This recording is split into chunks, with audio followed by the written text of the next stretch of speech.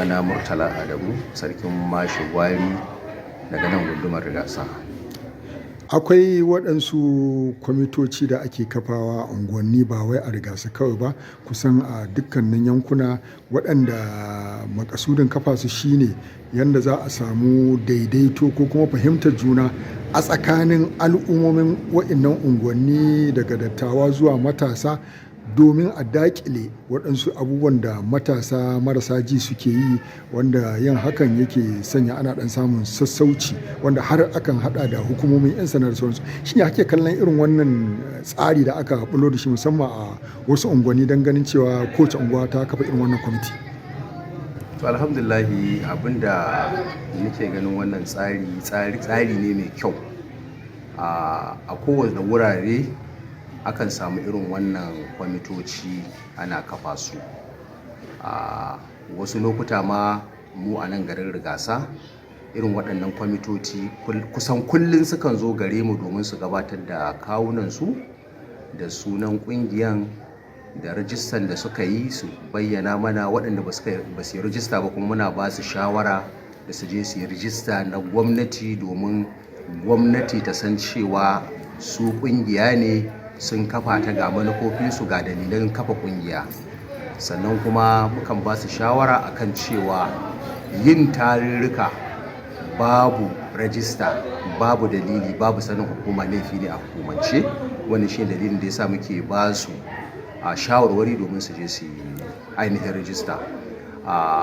Shi wannan kwamitoci da ake kafawa, ana kafawa ne, kwamitoci ne iri daban-daban. Akwai kwamitoci domin faɗakar da iyayen yara matasa, domin a tabbatar da an sa yara sun yi ilimi. Akwai kwamitoci ko ƙungiyoyi da ake kafawa domin tabbatar da cewa matasa ba su zauna suna zaman banza ba, suna neman ainihin sana'o'i suna yi. Akwai kwamitoci wanda ake kafawa waɗanda su suna yin aikin taimakon kai da kai ne, ko yashe kwalbatoci, gyaran hanya, har ma waɗanda suke tashi za ka ga a cikin irin wannan kwamitocin suna zuwa masallatai su wanke daddumai, su cire yanan gizo-gizo da sauransu, wanke butocin masallaci da sauransu.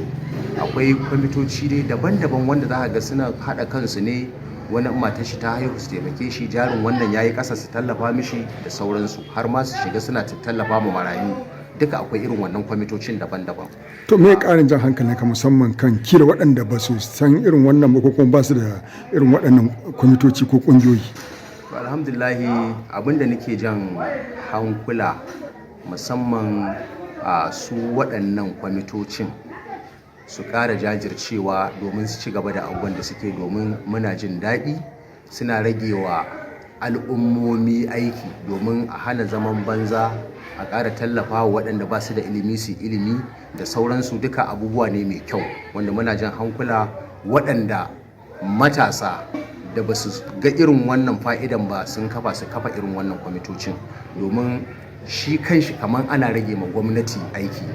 Domin ita gwamnati da dukkan shugabanni da muke da su da jami'an tsaro suna son ƙasa ta gyaru ne, domin yin hakan zai sa idan al'umma ta gyaru kuma to insha Allah ƙasa ta gyaru.